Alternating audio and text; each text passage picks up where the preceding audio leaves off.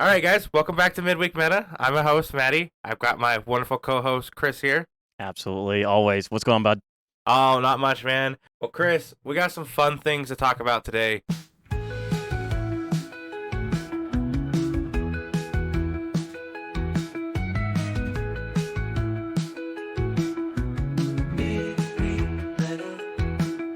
So, what are we covering today? Top 16, man. We're gonna go to the Salt Flats. We're gonna cover it. We did our recap, what happened between us, and quick spoiler: we're gonna talk about you because you were in the top 16. But we're also gonna do everybody else. Let's see let's take a look at the top 16 at the Salt Flats. But before that, we do have a couple announcements. This Sunday, the 24th, at Queens Realm, we're partnered up with Salt City. We're gonna come do some events up here, do some CDH events. We're hoping enough people get a silver going. That'll be fun. Come swing by. It starts at 2. The doors open at 11. I know me, Chris, and Nate will all be there at 11. So come swing by. We'll start jamming some games, playing some stuff, having some fun. Anything you want to say, Chris, before we get into it? I'm excited. Let's get into this. Can you see I'm this excited. kid? He is like a kid on Christmas over here. Okay, you guys, we're going to look at this top Yeah. 16. Let's get to it. And I got first place. Not first place. Top 16. I got my buddy Ty here. He's one of the Tooele boys. We got number 16, Atraxa Grand Unifier. Win ratio, 2 wins, 4 losses, 0 draws. This deck, we've talked about it, me and him. I used to run Atraxa, if you've been following the channel at all. It's one of my favorite decks. But he's taken this deck in such a different way than I used to run it. And it's not just because the meta shifted, but he runs like a lot of A plus B combo pieces in the deck just so he can win when he wants to. He jokes about it, and I don't want to give all his spice away, but he plays a lot more. I don't care what you do. I'm going to protect what I can do. Isn't that a little greedy? He's like, that's the meta. And I'm like, it's true. We've talked about it. One crazy thing to see it. We all know the Chain of Smog, Witherbloom Apprentice combo. Do you Yep. think that's like, I don't see that in Traxa. That's not something I picture in a Traxa, right? I wouldn't expect it, but it's in the colors. You can play it's it in the for colors. sure. He slams that, and people freak out. I've watched him multiple times. Even when it's just a one piece of just a Witherbloom appearance, they're like, "Oh, we gotta get rid of that." It's like, "Oh yeah, focus on that. Why I build something else over here." So shout out to you, Ty. Your deck is amazing, man. Looking through it, you got your A plus B combos of Wrecking Ballista, Heliod. You got the new Hazel's Brewmaster. Dude, that thing is taking storm, which is Hazel's good. Brewmaster. So listeners, it's a 3 and a black creature, Squirrel Warlock. When Hazel's Brewmaster enters the battlefield or attacks, exile up to 1 target card from a graveyard and create a food token. Foods you control have all activated abilities of all creature cards exiled with Hazel's Brewmaster. Well, you know what this card does in this deck? Well, hey, there's Devoted Druid, there is Bloom Tender, there's Fairbarrow Elder. Oh, wait, what is that? Oh, Eternal Scourge and Mist Hollow Griffin. Can't you just, like, win the game with a lot of those pieces? Oh, yeah, definitely, because you have infinite mana outlets with Thrasios, or Sure. not Thrasios. Well, Thrasios is in the 99, so you get your outlet there, but you also have Atraxa, which is an outlet by itself. I played Sure. that deck enough times. He has it set up where, oh, you get rid of my food chain line? Cool. Well, I'm just going to go do the Walking Mist, the Heliod line instead. I'm going to do, oh, you got rid of that? Okay, well, I'll just do my Kinnan Infinite Mana with Thrasios, spin my deck. Oh, I've got Thassa's Oracle in here. I'll just flip that instead. Win the game. Sure. Like, there's a lot of the simple cards like that. You're very A plus B a lot throughout the deck, but other than that, there's not a lot of other spicy here. But again, man, this deck is really fun to play, and I enjoy watching you play it. And you always pop into the top 16 whenever I watch you play. So congrats again, man. The next deck, number 15, is going to be Rog, Son of Rograk, and Timna the Weaver. 2 wins, 3 losses, 1 draw. We'll actually get into the deck tech. So this has some interesting spice. We've always seen Mardu, and there's a lot of different ways to play it. With Timna, you really you need kind of evasive creatures right now. There's a lot of board states that are really bogged down. So in this deck, you only have about 3 different evasive creatures. You have a Dragon's Rage Channeler, you got Hope Gearper, Sarah's Ascendant. So like actually getting in like late game, I guess Dothy Voidwalker kind of a little bit there. So you have about 4 different evasive creatures that you can kind of put in there to be able to help out Timna. You have Dualcaster Mage as one of the win cons. You have Goblin Engineer and Welder in there. I wonder what that's for. We'll find out very soon. Damn. Is there a resurgence? I think it's a very good card because once again, it's very modal.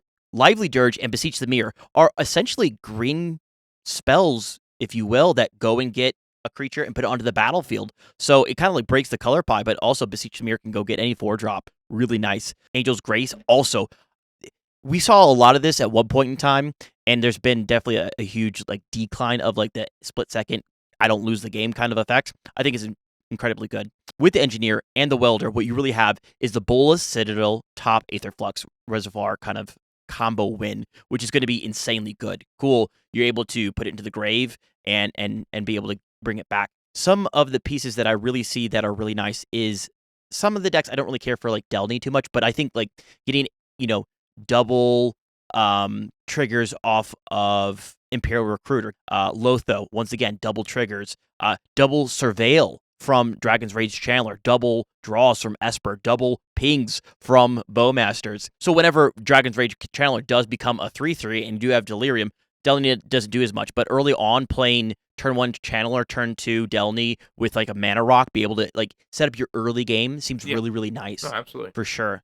The enchantment that I really want to talk about is going to be Guild Artisan. So this says commander creatures you control have whenever this creature attacks a player, if no opponent has more life than that, you create 2 treasures. So with Rograk, you're able to play this enchantment on like turn 2 with Rograk, swing in, and essentially you make 2 treasures pretty easily. So it's like one of those things about like explosive starts. It seems like a lot of this deck really wants to like get going on those engines really early. Bolas Citadel, Dualcaster Mage are one of those the win cons. It has 23 lands. Ruckus Theater is one of those like nice includes that I like right there. And then the mana base is pretty even overall for what it really has. 24% white, 26% black, and 28% red. So overall, definitely lighter on the white, and definitely I think we'll see that going forward through the meta. Is white is always kind of like a support color, and the black red is kind of going to be more forward. Rograk and Timna from Ethan.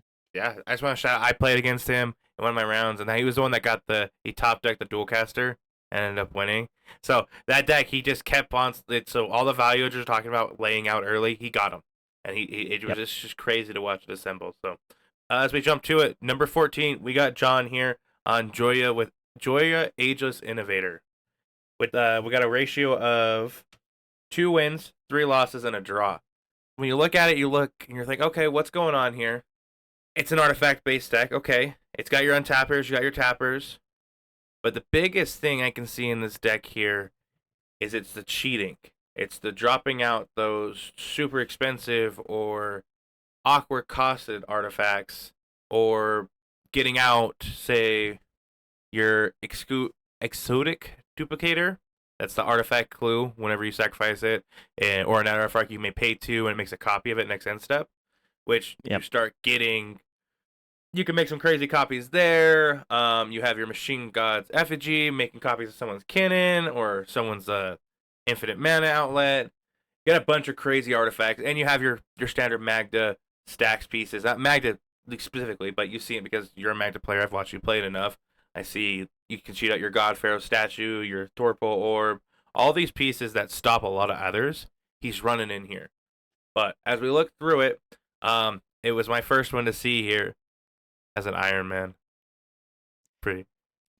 So I know where it's controversial, you guys. I get it. There's some issues, but dude, he's playing Iron Man. Like, shout out to you, John. You got you here, Don. You got there.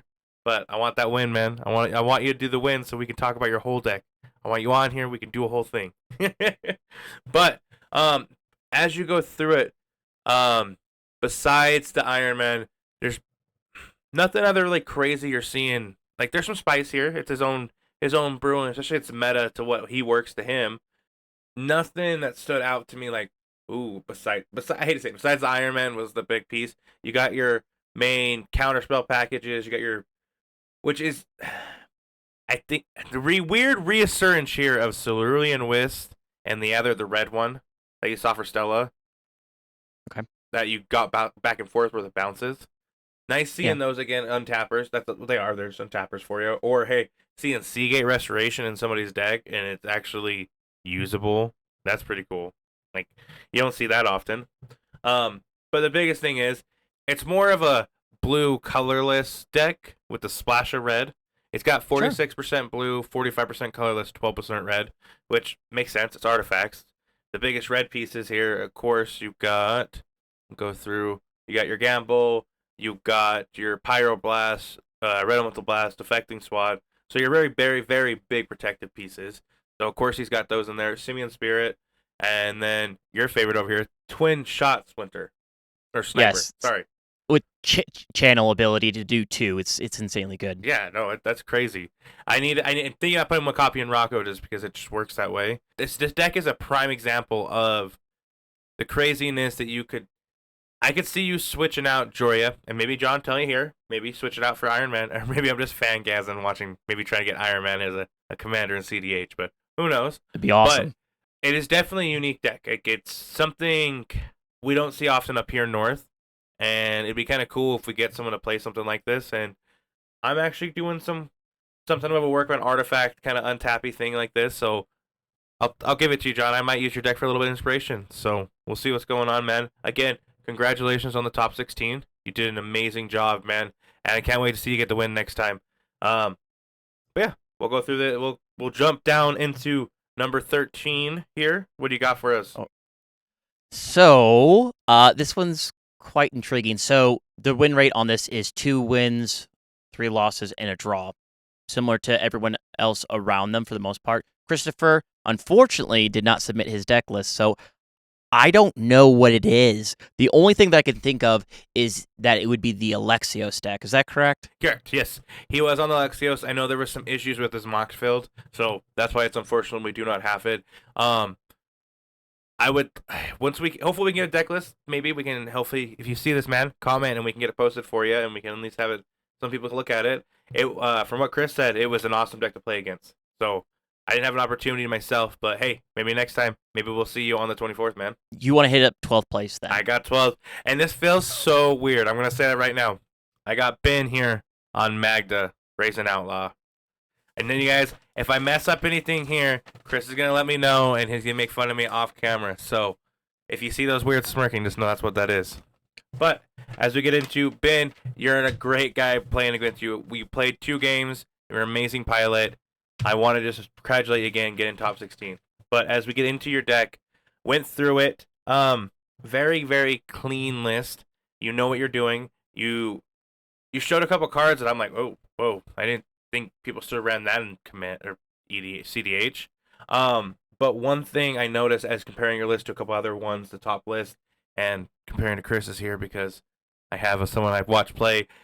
You keep it very clean, man. I want to give you that shout out. And like those added cards that you got, those Moto lands. Even though I watched the Pinnacle Monk, I'm like that doesn't make sense. But I watched you play another game and you popped it in a certain point, and it just you can use it certain ways, and it's just great. So again, man, you very clean list. He's got that Academy manufacturer lines like you were running in yours, so that's pretty cool. Yep. Which make sure I got this right. If you have 2 of them or a way to double it, it gets you. It's like a Clock Omens, correct?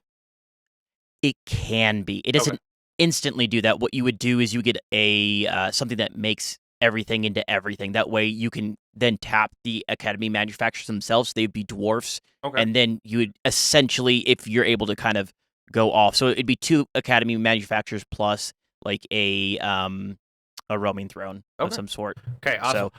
So, to shout out you guys. I don't know the lines this very well, so I will ask Chris here just make sure I'm not messing up, and I don't want to do Ben wrong here. So another thing I did notice, that Chaos Warp, man, you don't see that very often. But red doesn't have a lot of options. I know that. But watching you actually use that to almost you saved the game. Like you got it to a point where you stopped the guy when winning on Fastless. So shout out to that, man. There you go. But then Blue Farm got the next game on that. So hey, you tried your best. So, and then another thing, I don't know if this is new spice or not, but Dead and Gone, is that new or? I haven't ever seen that card. I'm sorry to say, like I've played enough times. I play against you. I don't maybe you haven't got it out to me, but like when I was comparing lists, I was like, Dead and Gone. What is this? And it's a sideways card. Dead is an instant, 1 mana, 1 red. Deal 2 damage to any target creature. To target creature. Gone. Yes. 2 in a red, return target creature you don't control to another hand. It's a bounce in red. What? When did you guys get that? What is this? So We've had it. super cool Yeah, to see it's that good. spice. So that's really awesome, Ben. And then another thing I did notice too, the Spine of Ishat, the 7-drop. I know you run it in your deck, or at least you did for a minute, right? That I just it's so crazy to see something like that. I don't that 7-drop. You got God Pharaohs. It's just watching this deck pop out these artifacts, and I know I watch you play it all the time, and it's yeah, you get your Portal of Phyrexia, and we know those very high end when you know it's gonna win you the game. But Spine of Inkstrav, Mobile Garrison. Wait, what's going on there? I know it's a vehicle, and I know every time I'm gonna say you know all these lines already, so you understand it all.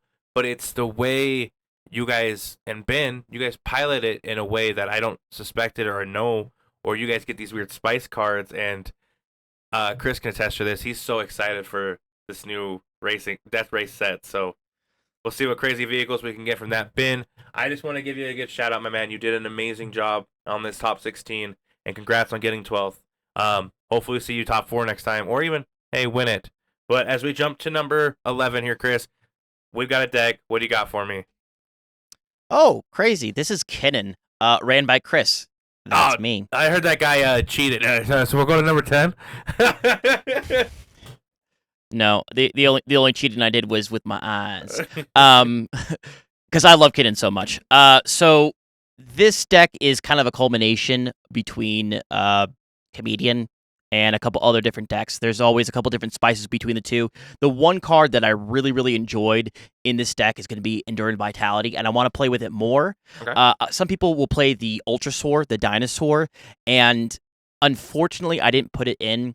A couple different reasons was because I had to wait on someone else to do something. Otherwise, it's a 3/3 that does nothing. I would much rather be my things do things and not waiting on another opponent to have to do something that is worthwhile. So that's one reason why I didn't put it in there. Another one is Armored Scrap Forger is another dork that taps. It makes an oil counter on it and eventually is a 3/3. So it's a good blocker, A. The other thing is Graveyard Hate is like second to none. The other one that people will put in here instead would be Delighted Halfling is kind of like the swap in, swap out for this one because it's a 1/2. It can make things uncounterable, but when you really think about it, how many things are uncounterable at that point in time? Cool, you have Thrasios, you have Kidden, you have the One Ring, and you have your Planeswalker. In my opinion, it's good when it's good, and I get it, but sometimes even like popping off, like Scrap Order will make you 2 mana for Kidden, whereas the Lighted Halfling only makes you 1. Technically, it makes you 2, but you can't use the other one. It's quite interesting how that one works out.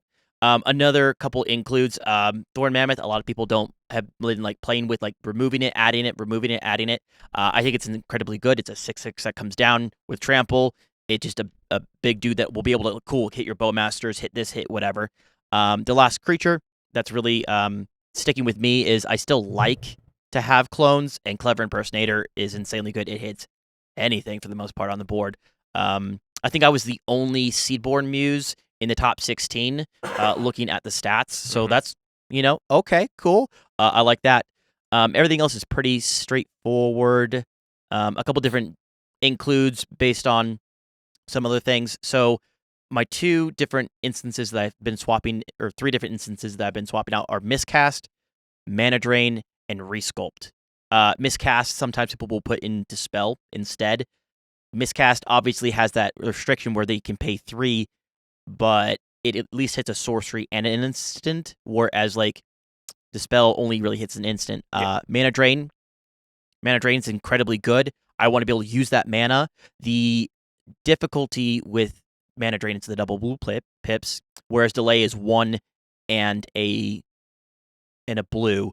One reason why I kind of put Mana Drain is A, obviously you get more mana, your next upkeep or your next main phase.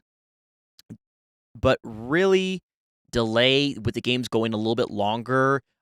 If I can have a mana drain over a Delay, I'm gonna kind of prefer it just because the game could go turn 7. If I use this turn 2, it's coming back down turn 5, and if it's bad enough, Delay doesn't feel as good. I would definitely consider including it over something else, but if I had to pick, I'm gonna pick mana drain.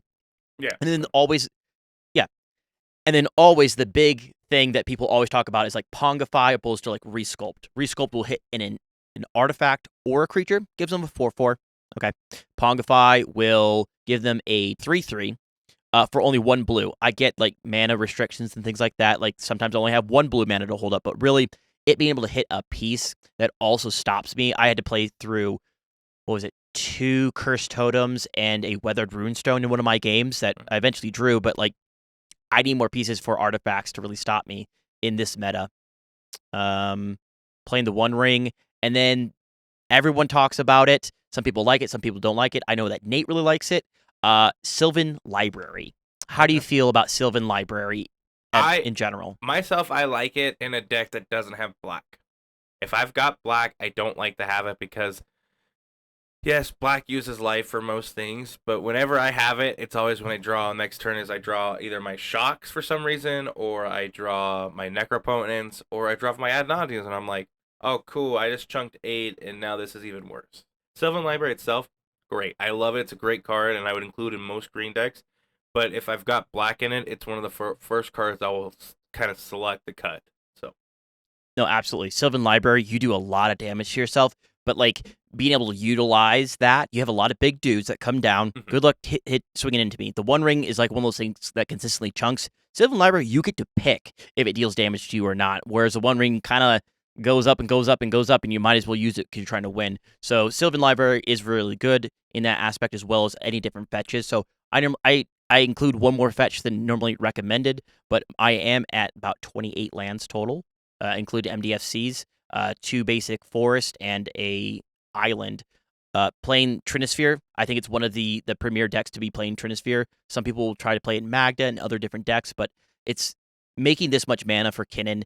It I think that's the axis that a lot of people are going on right now, and that's the thing that really helps you up with the speed. Cool, you can draw all your cards you want. If you don't have those fast rocks and ability to play your cards, it doesn't really matter. So I think that's the axis. Whatever deck that moving forward is, I really want to try out. So, win conditions, finale of Devastation, beats, or making someone draw their entire deck at instant speed and then passing priority and winning the game. Very So, nice. that's Kinnan. Mm-hmm. Hey, it's tried and true, man. That deck is doing its work. So again, hey, congratulations, man. Top 16. You did Thank you. amazing. Hey, and next time you better win it. I know I'm saying that's like every deck, but you guys, I want to see you guys either push up and win top 4 or top 16, or win it, man. I just want to see you guys push out. So again, Yeah, top four. congratulations, my man. We jump to number 10. We've got Jason here on Crack and Sakashima. There you This go. I'm gonna slaughter this deck, man. I tried. I hate. I'm gonna say right now, 3 things I do not like. I don't like playing against. You play if you want. Storm, Landfall, and anything Mill. This deck, man. I was sitting next to him in one of his games, and just watching him go off. Like Nate, he kind of kicks your butt on trigger count, man. I think he got to a point like he had to draw like 65 cards but was able to stack them down so he didn't. And it was like, wait, what did I just hear? And it's crazy. This deck here, we'll go through the commanders real quick. Crack the Thumbless, 1 in a red, legendary creature, Goblin Wizard. Whenever you cast an instance or sorcery, spell flip a coin. If you lose the flip, return the spell to your owner's hand. If you win, copy that spell. You may choose new targets. Easy as it goes. Sakashima here, 3 colors and a blue, legendary creature, human rogue. When he enters the battlefield, he becomes a copy of another creature you control, except that he's still the same thing, and the legend rule doesn't apply. So, Nice. hey, what does that mean? You have 2 of a card that lets you flip a coin whenever you cast a spell. I wonder what this deck has a bunch of in hand. It's not creatures because it only has 15. Oh, it's got 14 sorceries. That's a high. It's got 29 instances, man. It's good. 29. And I know that oof. And some of these instances in here, like I was reading them through, and I'm like, what does that do? Huh? Because it's weird ones, and our buddy Nate can attest from this. It's things that you don't see, and it's just to build your storm count. It's crazy.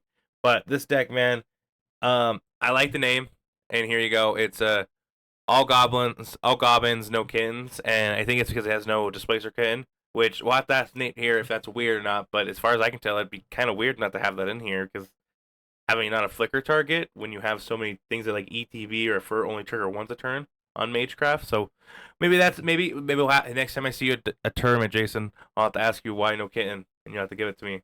But another thing, running the MFDCs from New Horizons, seeing those get so much play in all these decks is so cool, and the fact that it's not that you're jamming in there because you can run a lower land count. You're jamming it because it's actually you can use in your deck. They're useful cards on the land. But other than that, on your deck, man, running Mind's Desire as a Storm. I know it's like the key Storm card that people have, but I can only imagine you getting your Storm count as high as you did some of those flips and getting like, oh yeah, 65 Mind Desire, your deck, and it's just yeah. It's really crazy to watch happen. So again, man, you did really good, Jason. Top 10, awesome job. Your win ratio on correct section was 2, 3, and 1. So again, man, congratulations. We'll hopefully see you next time. Break that top 4. As we jump into below the top 10, what do you guys number 9, Chris? Cool. So number 9, Blue Farm. It's not gone. It's staying around. Austin was playing this invitational player, so he's good at what he does. Ninth place, 2 wins, 3 losses, and a draw. So going over his deck, I haven't looked too much at Blue Farm, but really what you're getting these days is you're going to be getting the Mockingbird, which is incredibly good, and they're going to be getting Valley Flood Caller. At one point in time, Blue Farm had quite a bit of creatures, and it's kind of calmed down considerably. Still running Ragavan. I think some of the other Blue Farms are running Ragavan as well. Really good, but sometimes gets gummed up on the board. So, me personally, I normally take it out unless I'm in a pirate deck. But definitely, when people aren't expecting the dash in, it can really hurt. And main win condition there in the creature is going to be Thassa's Oracle standard line. As far as sorcery is pretty standard there. Something to note for most of the blue farms and most of these decks, they are running both the red elemental and the pyro. So definitely being able to combat other different blue creatures, being able to hit different blue permanents, being able as a counter spell. So I think blue is very heavy. One of the other interesting includes is Snap Back, opposed to just regular Snap. A lot of cards, you have to be able to pitch a blue card in order to get rid of it. So he has technically 3 with Force of Will, Force of Negation, and then Snap Back. But people aren't expecting it, and it's kind of free if you have a blue card and you draw enough cards. Fiery Covenant in your instant slots as well. He is playing the One Ring, and the enchantment that I really agree upon is Steel Enchantment. I think enchantments are coming back. I think being able to steal another person's Mystic, even Smothering Tithe, I think is incredibly good. Running 28 lands for sure, definitely. Yeah, so like playing, you really have Forbidden Orchard versus Spire of Industry, and giving them a 1/1 spirit right now is a little bit detrimental. So good job to Austin, very fierce competitor, always really scary to play against, but really nice, awesome dude. Knows his deck, and I played against him. It was really fun. So that's number 9. Nice, man. Dude, that deck, again, like you said, I got to the top deck invitational last year, or this year technically. Was it? Yeah, this year. So again, that was awesome. As we jump into it, we got number 8. We got our buddy Rich here on Blood Pod with a ratio of 2-2-2. There you go, dog. But we're gonna go over this. So Rich here, if I mess something up here, I want you to comment here because I think I know Abzan stacks pretty well. I run a lot of Naya lines. I think I can guide your deck going through it. There's some spice here that like I see in my Naya deck that like you got a killer deck here, man. And the fact that I've seen this deck in person and watching it how foiled out and pretty this deck is, dude, power to you. But as we jump into it, one thing that really stood out to me is the stacks package you got in here. You have some really hard stacks pieces, but you very much know how to pivot into them when you need to. I've watched you play before. I've watched your top 16 game, and Chris can attest for this. You guys talked about it when you chose to go for the Collector Oof line. When now later talked about you could have done another line with Drainith, but you have all those options. And you talked about one time out kind of pulling some of those stacks pieces out, but it looks like you put some more back in. Let me know if you're wrong or not here. But you've also built all the resistance to go all those Kiki lines, plus you got your squeaky lines now with Jolly Balloon Man, and man, this deck is running clean. It's got a high creature count. You're running at 33. You got the one Planeswalker. You got 5 sorceries. That's where I feel familiar with over here. That 5 sorcery count. um, we got instances at 19. He's got the very much the protection, lightning bolt, pyroblast, red elemental blast. Got those removal spells there when he needs it. But then he's got those surge of salvation, which is a 1 white. You and your permanents gain hexproof until end of turn. I Yeah, don't really think I've good. ever seen that card till he talked to me about it. I think it's Salt City 2. We were talking about it, but that's Really. crazy. Another thing that I noticed on his deck, running both Linvala, the Keeper of Silence, plus Linvala and Draina, or Draina and Linvala. Having both of them in there, shutting down so much, then stealing it back at the same time. Power to you, man. Um, in your opinion here, do you think it's overkill having Cutsil, Grand Abolisher, and Muriel in the deck? I don't think so. I think having a creature combo that's so dense that it is, if you can say, cool, no one's doing anything. I mean, Cutzel by himself, based on this, it's really just a silence piece. Nothing else is horribly pumped up. Yeah. But you still So, think it's worth to keep it in? Like, that's my opinion. I would too. I run it. I run all 3 in Rocco, or no, I at least run Grand Abolisher and Cutzel and Rocco. But Rich, back to your deck, man. You got that Null Rod in here because you're only running those 4 artifacts. But right here, you're running the True and Pride name. You got Blood Moon in here, man. Which, dude, Blood Moon is just taking games away. And I talked about it in our recap of our games. It just shuts down so many decks. I know a lot of us are greedy on our mana base, but I don't know, man. It's just the crazy card here, and it's crazy to see that it's now become crazy as strong as it was. Like, I know a lot of Blood Pot decks were starting to kind of cut that because it wasn't because the treasure count from Dockside just got over it. But another thing too, Stony Silence. I know people were cutting it because of the Dockside bans. To see that it's still being around here is very nice. So definitely cool. He's running 29 lands. Awesome to see above that 25 count. I've seen a couple people go below that, so it's a little nice to see someone going back to high. Other than that, you're looking through the deck. Anything that pops out to you here? yeah, he's running 2 basic lands, a plains and a forest. So I guess he isn't really too worried about actually getting black pips after that. Red is always going to be really good for the Kiki Jiki lines and the combat celebrant. I know we've talked about some other cards in the past about that are mono red that definitely combo with that. You have Splinter Twin as well, your enchantments.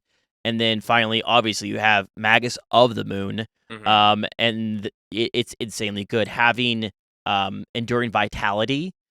Cool. Shut off all my artifacts. I don't care. All my creatures now tap for any color. So I think that's a really good card. Maybe even adding an additional green, or you really have to choose when you put down a Blood Moon. Put down a turn 1 Blood Moon could really lose you the game as well. It's never always you. Um, I love Moon Stompy and Legacy, and the biggest thing that they always say is, cool. You put down a moon, you better have a follow up, because if not, you're losing the game. So it's back to the actual blood pod Yeah. of the deck. So I'm really excited for this, and I'm so glad that we were able to do semifinals together. So that was super awesome. No, again, Rich, congratulations. Breaking the top 10 and getting that 8th position. How about you give us top 7 real quick, Chris? 7. So this is a newer commander to me. I definitely had to do a little bit of research. So this was Leviathan, as his name puts, which is really an awesome name. He was 2 wins, 2 losses, and a draw. So me personally, I love Sultai, and this one definitely caught my eye. So I obviously don't know all the nuance around this, but it's definitely going to be a Protean Hulk. So there's probably some pieces that I'm like missing. I don't even want to go into like the combos, but it seems really awesome to be able to get the activated sleeper.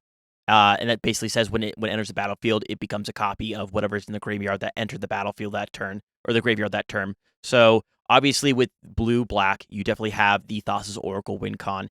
You also have the Walking Ballista. I know somehow this like combos, obviously, because then you have Micaeus that gives all your non-humans Undying. So I'm like, okay, somehow this works. It's like, there's a lot of different recursion as well, because like killing a Protean Hulk just to get a Micaeus, like, okay, cool. No, obviously you would probably get like a carrion feeder of some sort, a Dosen. Dosen's pretty hot right now. That's awesome. Cool. get your Walking Ballista for 0 to put into the graveyard, right? Because that's part of it, right? You get your Dosen plus your activated sleeper, and maybe you already have one of your carrion feeders, and then you'll be able to somehow loop that in some way. Am Mhm. I close? Yeah, Am I close? yeah, you're about there. So if you grab Micaeus and Walking Ballista, you have it right there. If someone can't interact, because Walking Ballista hits, dies, Micaeus says, "Hey, you're not a human. Come back with a +1/+1. Pull the 1/+1 off, shoot somebody, and you can just go Okay. through." But most people can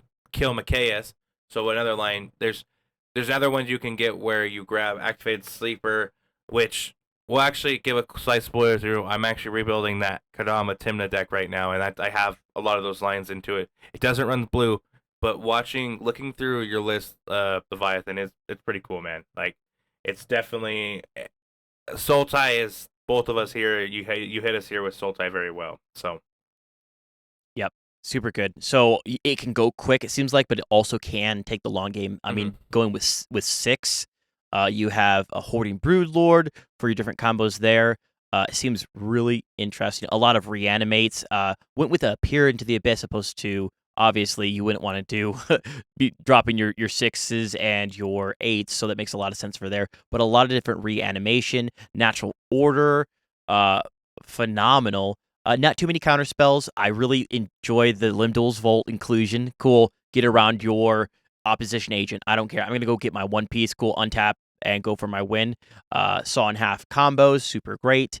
Green for protection. The One Ring. Always amazing. And then, obviously, because of the Dockside bans, now you have all these different enchantments that you can play. You got your Animate Dead, your Dance of the Dead. You got your Necromancy, which could technically win the game pretty handedly. You are running about 24 lands, which is pretty seems reasonable for this deck, honestly. It seems like a really fun deck. I definitely heard rumblings throughout, like, hey, this guy's going off right now, and like the commander itself definitely aids, because you can look at the top and like play your actual your lands off the top for the actual other ability from Glarb.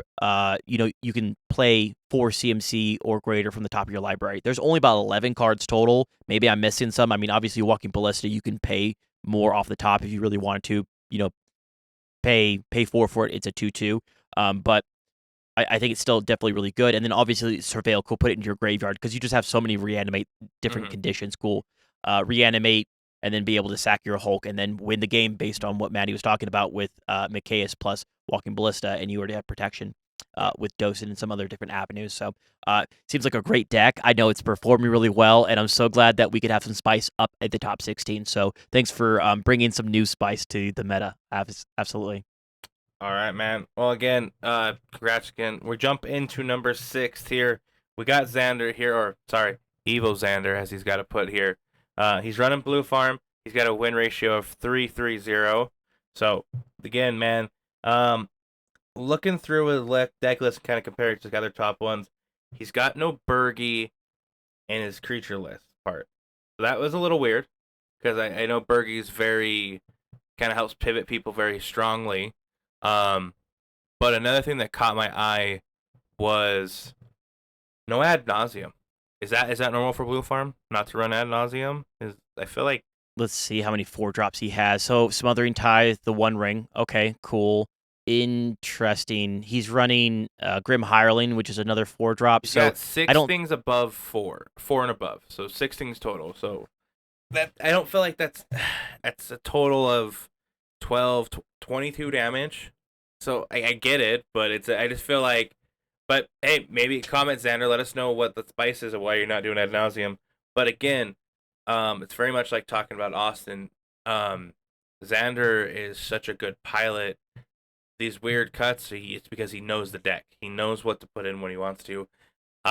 Normally seeing him on like the either Jeskai or the Zer Spice, but watching him on Blue Farm, I watched a couple games, and I know one with the time and it was like 20 minutes over or something, and I know he ended up just going through and ended up winning because I think they were trying to draw. But another thing that one kind of caught my eye is to see Draenith back in decks. I know there was a talk before the banning of people like, oh man, I'm gonna think about cutting Draenith. I'm gonna cut that. But seeing it in this deck and a couple other top decks, and it's very cool. Well, No, I actually hate this deck. We all hate Draenith, but but seeing it still being included is very nice. Um, it's got your standard win lanes of Thassa's Demonic. It's got your jamming of your Orcish Bowmasters. You got your copies. Like you said, he's got that Grim Hireling, which it's weird to see that in a non-Najila deck. I'll be honest with you. When I saw that, I was like, wait, am I looking at the right deck? Okay, okay. Um, so we'll go through it real quick. 14 creature count, 8 sorceries. Again, 29 instances, but it's all very proactive. He's winning the game, protecting the win, going like it's very the correct. Not correct. I don't want to go like that way, but it's the pieces that you would see in an interactive Grixis pile, which is so weird in my book because I'm used to that Abzan, that Esper kind of more creature based look of it, where only 14 creatures. That's like half your creatures, dog. Where you at? You know what I mean? Yeah. But then you got your artifacts. Nothing really stand out here. Just your standard mana dorks or mana rocks and everything. Enchantment wise, he's got your mystic heuristic. You got your smothering. Got your underworld breach, and he's got your necropotence. Yep. Got your obvious flash speed and immersion zone, and I believe he's got Valley Flood color in here. Which, dude, that card is doing crazy work. It's crazy to see how that card has now pivoted its way into so many decks that can just now, oh cool, I've got my 3-drop, I can win now. Just to pilot to this deck is the big key here. And if you ever come out to the Utah region, you get a chance to play against Xander. He's a great guy to play against. He's awesome.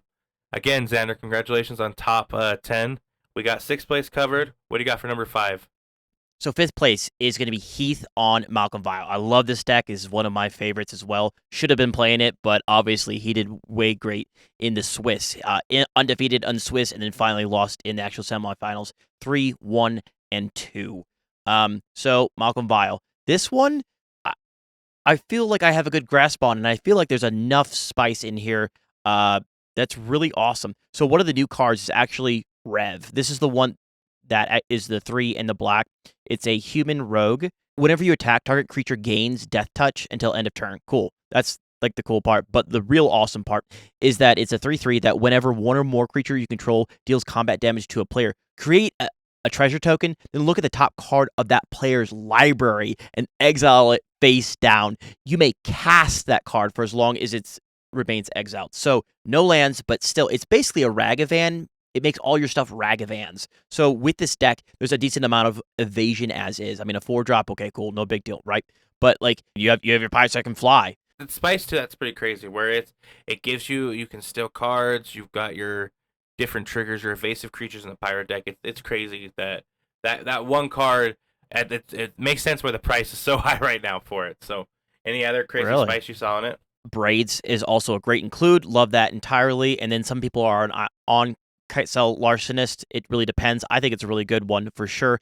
A lot of reanimate. You have Praetor's Grasp, which is a great additional win con. Hey, if something goes on, go grab their Thassa's Oracle, win the game. Always super great. Nothing too crazy in the instances, except for, once again, Limdol's Vault. A great piece. This has the Born Upon the Wind lines, Culling the Weak, so definitely posed a little bit more aggressive. Absolutely amazing. The One Ring. It has Defense Grid, and it also has Conqueror's Flail. So it's like really wanting to protect its wins. Necropotence, as well as 1 Curiosity effect.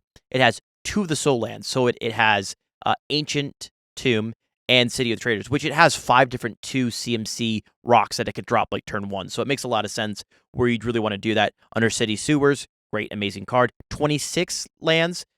It is slanted a little bit more aggressive, and it's completely understandable. I like to do about 27, 28, but that's maybe to have training wheels. Obviously, he went undefeated in Swiss, so he knows what he's doing. 3 reanimates, a Praetor's Grasp, 1 Curiosity. Yeah, really great deck, really awesome individual. I really like that he had March of Swirling Mist. Sometimes with these creature combos, people will try to go for it, be able to protect your thing, or even remove something for a turn is always incredibly good. So I think it's an incredibly great culmination of cards. I like some of the spice that he put in, and maybe I might try out Rev Tithe Extractor next time. It seems pretty cool with some evasion built into the deck as is. But as we break into the top 4, All right, I'm gonna slaughter the name on this one, and I apologize, but Levi, you came in here and you kicked butt, dog. I'm gonna give it to you, man. Here is the major shout out, dude. First tournament, top 16, got it. You know how I know I got it? Because he kicked your butt.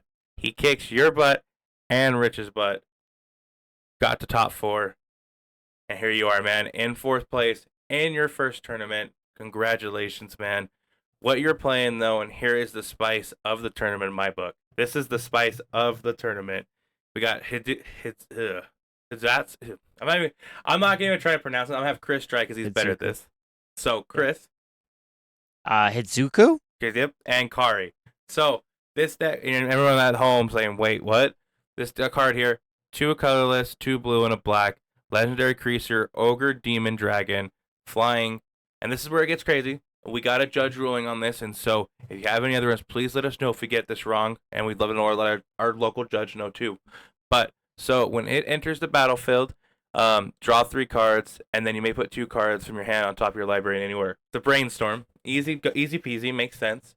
But when it dies, exile the top card of your library. Target opponent loses life equal to the mana value. If it's an instance or sorcery, you may cast it without paying its mana cost.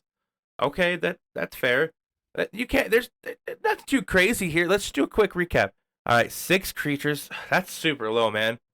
Um, 11 artifacts. Okay. Two enchantments. 27 lands. Okay.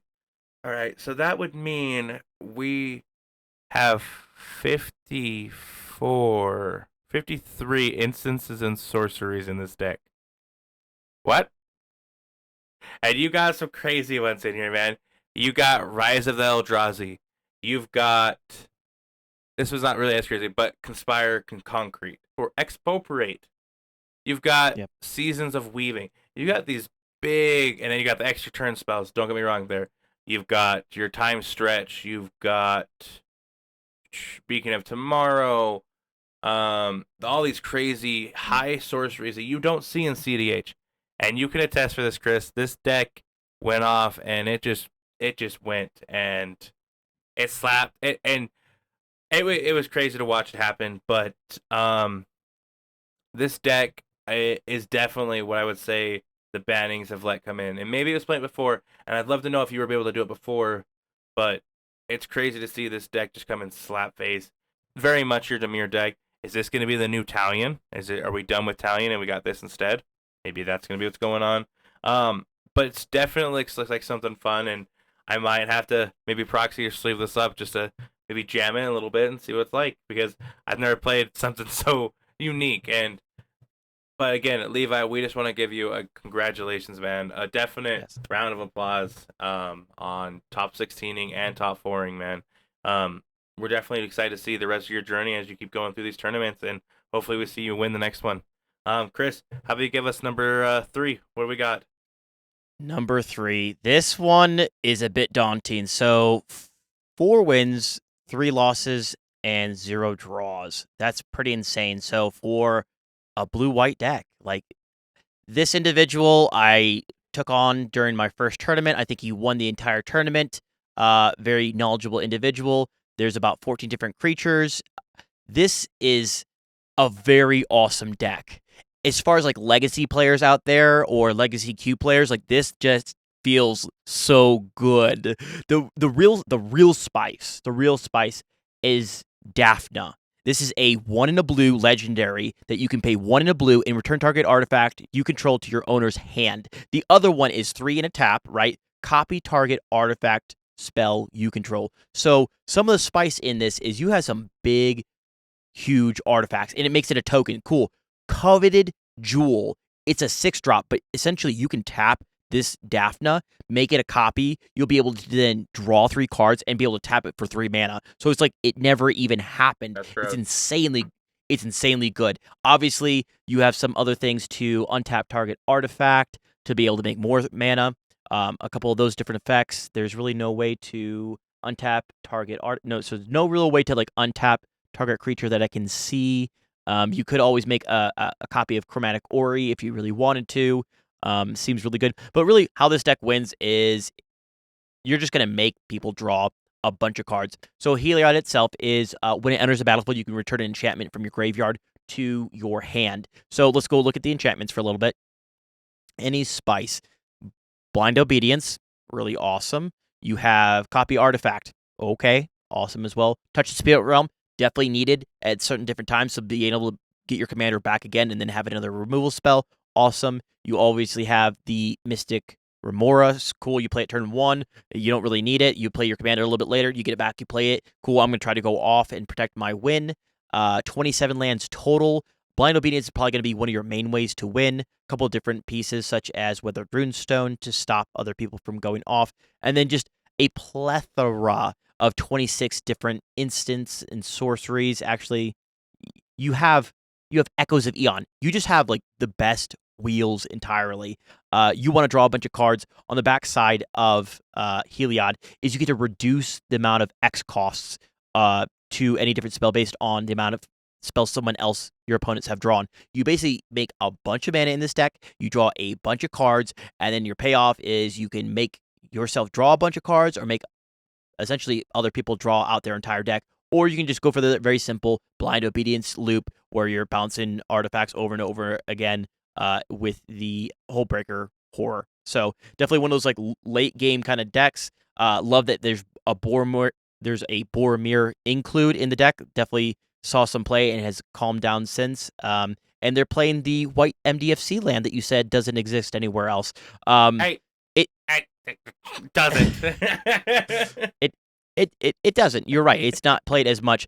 There's even the Score is another one where it's X blue blue blue. The spell costs blue blue blue less if an opponent has drawn 4 or more cards this turn. And it basically says draw X cards. So cool. If they drew, 3 cards, you could basically play this for free if Heliod's out and flipped. Mm-hmm. Cool. That's great. Or you can do even more. Frantic Search, great card. I mean, it's basically a free spell. Paradoxical Outcome, once again, like a legacy, vintage kind of like staple. This deck feels really good. It has a couple different counter spells. I like this deck. I don't understand this deck entirely, so I don't even want to like put my foot into my mouth and be like, I understand this deck entirely. Because I assure you, the opponents that were taking this on didn't understand it fully. It's really difficult to navigate. When do I interact? When do I not interact? And the longer the game goes, it's like there's so much spice in here. I don't even want to put my foot in my mouth. But congratulations to Smalls for competing and getting essentially third place. So good for him. We jumped to number 2 here. We got Grant, another top deck invitationalist. We got here. He got a record, which he has technically the best record here with 5 wins, 1 loss, 1 draw. As we jump into your deck, Grant, so one thing I'd really like to see is that you're still running the rituals. That's still something out there. I know like your rock side decks are going to be jamming these rituals, but this blue farm is more of that grindy set. So definitely really cool to see how he pivots there. I do enjoy how he names his decks. He's got Timna in the streets, Cromming in the street, Timna in the streets, Cromming in the sheets. So very much a play on words. But got your standard blue farm package. Nothing really stood out to me. He's still got the Phantasmal Image. Is that been an obvious cut lately on decks? It depends. I think it's definitely a flex slot. I mean, I know and everyone else. Chris is a blue farm player, so I'll ask him these questions to verify because he follows a little bit closer than I have. But you mentioned it earlier, Fire Covenant. That is so cool seeing that making a little bit pop up, and it might be because we just haven't seen a lot of Ob Nixilis or Rakdos decks making top cuts. But that is a great removal spell, especially when we're getting more into this like creature base that dork base mana out there. So if you can get rid of it in a fell swoop, oh cool. Everyone else just went back to turn 2, and you're still on turn 5-6 with your dorks or not your rocks. So it's pretty cool to see that. He's got a standard package of running 13 creatures. You got your Thassa's, you got your Orcish, you got your Draenith, your Grand. You got that Lothos, so he's going against that Storm deck, so that's nice. Another big thing, watching these black decks is their main thing is Oppo. Is definitely, you just hitting people with that Oppo, and I don't know if I saw anybody get hit too hard in this tournament, but it's still groundbreaking when you can hit somebody hard. And then jump into the sorceries. He's got 8 run-in. You got your standard tutors, Diabolic, Gamble, Demonic, Imperial. He's got your Wheel of Fortune, so definitely got your will lines there with Savines. And then he's got Mnemonic Patrol. I've heard that one's been getting cut for some decks, at least that have blue-black, because you don't have that graveyard recursion like the Culling Ritual into that, where it was really powerful, where everyone lost all their 0 mana artifacts and you got them back.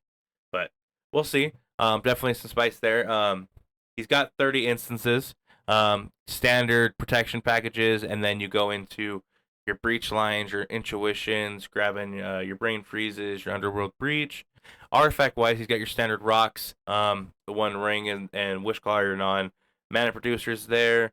Enchantment wise, you got your 4 main ones: Underworld Breach, Smothering Tide, Mystic, Rhystic. And then he's got 29 lands, which seems a little high in my book, but again, you mentioned it before, Spire of Industry, seeing some play here. Definitely a strong card over that Forbidden Orchard where you need to get those Timna swings in. Other than that, it's very, I'll give it to both him and Xander. They don't make a lot of changes to the standard cookie cutter blue farm deck, but it is definitely a mentality of the pilots that get these guys to the where they are on these decks. So again, congratulations, Grant. Top 16, taking second place, best ratio, best win record of the day. Congratulations, man. Congrats, yeah. You did great. All right, as we hear, number 1, man, take it away. What do we got? Man, so number 1, I took him on in the semifinals, Sean. He was playing Zur the Enchanter. So some people are like, this deck's dead. It's not dead. 4 mana commanders are really potent right now. Being able to have the Teferi plus the Kitten combo to draw your entire deck. With it being blue-black, obviously, you're going to do Thassa's Oracle. Some other spice that's quite interesting in here. The Heliod Walking Ballista combo is in here. Maybe not always expected, but really, really awesome. The card that did a lot of damage to a lot of people in Swiss was the Cabal. Whenever an opponent casts a non-creature spell, that player loses 2 life, and you gain 2 life. So with that, there's a lot of different things that definitely hurt you with this deck as well. You have an Adnaz, but you're gaining life with Cabal. You also have the Blood Chief's Ascension, which is incredibly good. You have the Necropotence, which I think he, for my game, like played like 45 life and still had 10 left over, just because the game went long enough that the Cabal just did so much damage. This deck has so much spice in it. I would say it's some of the cards are normally not seen, right? So normally what I'm thinking of in this deck, and maybe Nate can attest to it, is like Child of Corleos, Shieldred, Mandate of Peace, Scout's Warning, Grasp of Fate isn't even played in this deck. But like some of the things that we've talked about is like Void Rend. Who's playing that? Yeah. This guy's winning it. Dovin's Veto. Who's playing it? This guy.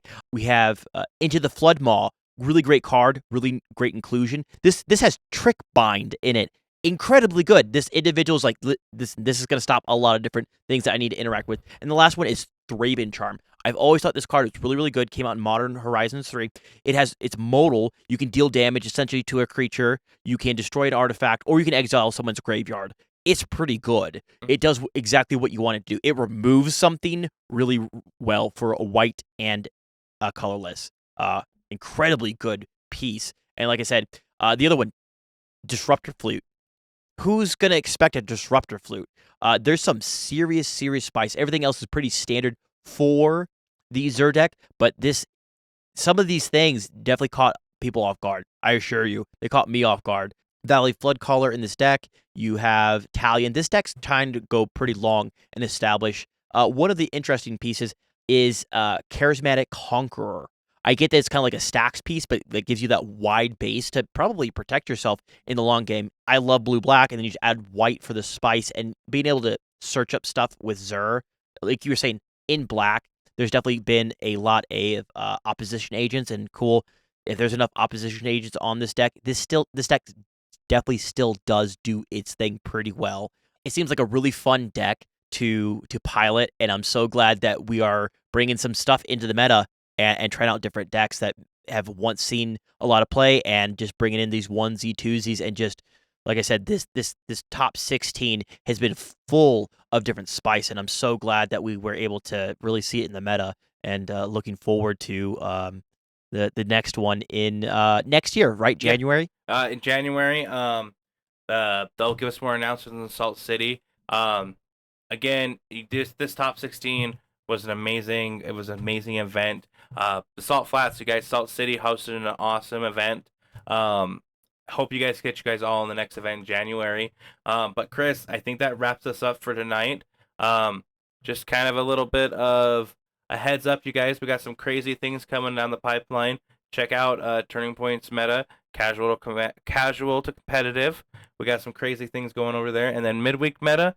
We got some spice cooking up in the kitchen over here. Yeah. But again, let us know what you guys want to see coming up content wise. But always remember to like, comment, and subscribe, and hit that little bell button. We'll see you guys next week. Remember, be confident but not condescending. See you guys.